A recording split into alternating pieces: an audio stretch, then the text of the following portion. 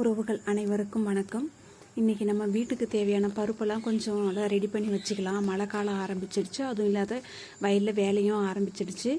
அதனால் அதுக்கு முன்னாடியே வீட்டுக்கு தேவைப்பட்ட எல்லாத்தையும் பருப்பு மாவு இந்த மாதிரி எல்லாத்தையும் ரெடி பண்ணி வச்சுக்கலாம் அப்படின்னு சொல்லிட்டு, இது பச்சை பயிறு, நாங்கள் பயாருன்னு தான் நாங்கள் சொல்லுவோம், தெரியாதுன்ற காரணத்துக்காக பச்சை பயிறு அப்படின்னு சொல்கிறேன்.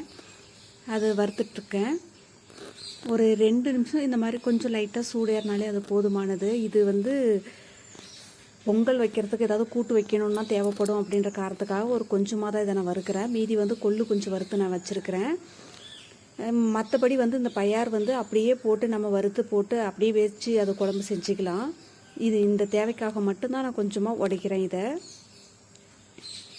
நாங்கள் அவ்வளோதான் உடைச்சாச்சு. இது புடைச்சி நம்ம சுத்தம் பண்ணி இப்படி தாங்க செய்வாங்க. எங்கள் கிராமத்தில் எல்லாம் நாங்கள் இப்படி தாங்க செய்வோம்.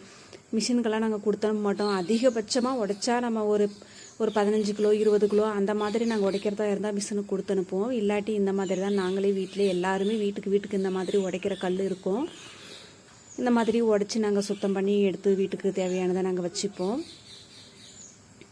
ஒரு வழியாக இதை நேற்று அழைச்சி காய வச்சு இன்றைக்கி இதை வறுத்து இதை சுத்தம் பண்ணி உடைக்கிறதுக்குள்ளே ஒரு வழி ஆயிடுச்சு. இதில் மழை நைட்டு தோறுனால கொஞ்சம் நமத்த மாதிரி ஆயிடுச்சு. இது இன்னொரு நாளைக்கு வச்சுங்களாம் உடைக்க முடியாது, அந்த கொட்டை நமத்து போயிடும் அப்படின்றதுக்காக இன்றைக்கி காலையிலே உட்காந்து இதை உடைச்சி இதை ரெடி பண்ணிட்டேன்.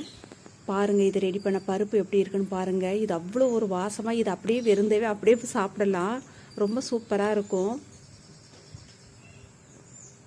இது கொள்ளு வறுத்து உடைச்சி இல்லைங்களா, அந்த பருப்பு. இந்த வேலையை முடிச்சுட்டு அதுக்கப்புறம் மழை தூறல் வந்துடுச்சு. சரி, வரத்துக்குள்ளே ஒரு கைனிக்கு உரம் போடாமல் இருந்தது தீவன பயிருக்காக. அதுக்கு சரி யூரியா போட்டுட்டு வரலாம் அப்படின்னு சொல்லிட்டு போயாச்சு. நான் போட்டு முடிக்கிறதுக்குள்ளேவே மழை வந்துடுச்சு. இந்த வீடியோ உங்களுக்கு பிடிச்சிருந்தா லைக் பண்ணுங்கள், ஷேர் பண்ணுங்கள், சப்ஸ்கிரைப் பண்ணுங்கள். அவசரமாக போட்டாலும் அப்பவும் மழை தூர ஆரம்பிச்சிடுச்சு. இந்த பையில் இருக்கிற யூரியா கொஞ்சம் கரைஞ்ச நிலைமைக்கே வந்துடுச்சு. ஒரு வழியாக போட்டு முடிச்சிட்டேன். ஜோரான மழை வரத்துக்குள்ளே பாருங்க, இந்த பையில் அப்படியே அது உள்ளே ஒட்டிக்கிச்சு. இதெல்லாம் தண்ணி பட்டாலே கரைஞ்சிடும் யூரியாவெல்லாம்.